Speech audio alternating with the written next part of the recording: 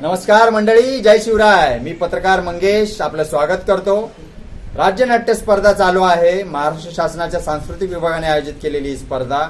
आजचं नाटक होतं सोन्याचा पिंजरा.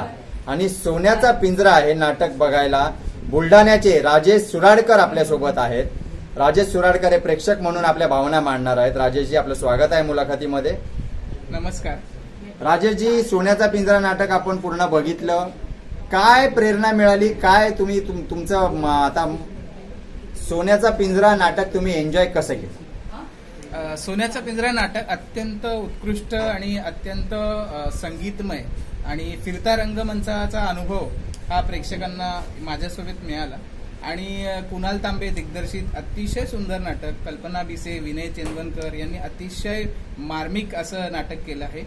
कलेची जाण असणारी, कलाप्रेमी असणारी, तसेच त्या राजाला पण तिच्याप्रती असलेलं प्रेम या भावना व्यक्त करण्यासाठी अत्यंत सुबक असं नाटक कुणाल तांबे यांनी साकारलेलं आहे. कुणाल तांबे यांना मी शुभेच्छा देतो. अत्यंत सुंदर नाटक त्यांनी सादरीकरण केलं आहे. राज्यनाट्य स्पर्धेमध्ये कदाचित त्यांचा क्रमांक सुद्धा येईल असं प्रेक्षक म्हणून मला वाटतं. धन्यवाद.